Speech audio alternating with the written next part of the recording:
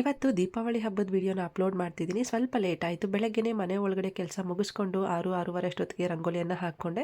ಹಾಗೆ ದೇವ್ರ ಪೂಜೆನೂ ಸಹ ಬೆಳಗ್ಗೆನೇ ಮಾಡಿಕೊಂಡೆ. ಹಿಂದಿನ ದಿನನೇ ನಾನು ದೇವ್ರ ಸ್ಟ್ಯಾಂಡ್ ಆಗಿರ್ಬೋದು, ಪೂಜೆ ಸಾಮಾನು ಎಲ್ಲನೂ ಕ್ಲೀನ್ ಮಾಡಿ ಇಟ್ಕೊಂಡಿರೋದ್ರಿಂದ ಹಬ್ಬದ ದಿವಸ ಬೇಗ ಕೆಲಸ ಆಗುತ್ತೆ. ಪೂಜೆ ಎಲ್ಲ ಮುಗಿಸ್ಕೊಂಡು ನೋಮ್ಕೊಂಡು ಬರೋಣ ಅಂತ ಹೇಳಿ ಹಳೆ ನೋಮ್ದಾರ ಮತ್ತು ಹೊಸ ನೋಮ್ದಾರ ಆಗಿರ್ಬೋದು, ಪೂಜೆ ಸಾಮಾನು ಎಲ್ಲ ರೆಡಿ ಮಾಡಿ ಇಟ್ಕೊಂಡು ದೇವಸ್ಥಾನಕ್ಕೆ ಹೋಗಿ ನೋಮ್ಕೊಂಡು ಬಂದ್ವಿ.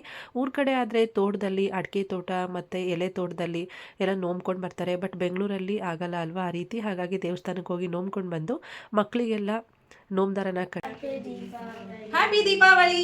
ಆಯಿತು. ಹಬ್ಬಕ್ಕೆ ಅಂತ ಹೇಳಿ ನಾನು ನೀರೊಡ್ಲು, ಚಟ್ನಿ, ಹೆಸರುಬೇಳೆ, ವಡೆ ಮತ್ತು ಒಬ್ಬಟ್ಟು ಸಾರು, ರೈಸು, ಹಪ್ಳನ ಮಾಡ್ಕೊಂಡಿದ್ದೆ. ತುಂಬಾ ಚೆನ್ನಾಗಾಯಿತು. ಸಂಜೆ ಬಾಗಿಲಲ್ಲಿ ದೀಪ ಹಚ್ಚಿ ಪೂಜೆನ ಮಾಡಿಕೊಂಡು ಹಾಗೆ ಹೊರಗಡೆ ಎಲ್ಲನೂ ನಾನು ಕ್ಯಾಂಡಲ್ಸ್ ಬರುತ್ತಲ್ವ ಅದನ್ನು ಹಚ್ಚಿದ್ದೆ. ತುಂಬಾ ಚೆನ್ನಾಗಾಯಿತು. ಇದರ ಪೂರ್ತಿ ವಿಡಿಯೋನ ನಾನು ಈಗಾಗಲೇ ನಮ್ಮ ಯೂಟ್ಯೂಬ್ ಚಾನಲಲ್ಲಿ ಅಪ್ಲೋಡ್ ಮಾಡಿದ್ದೀನಿ. ಇಂಟ್ರೆಸ್ಟ್ ಇದ್ದರೆ ಹೋಗಿ ಚೆಕ್ ಮಾಡಬಹುದು. Thank you.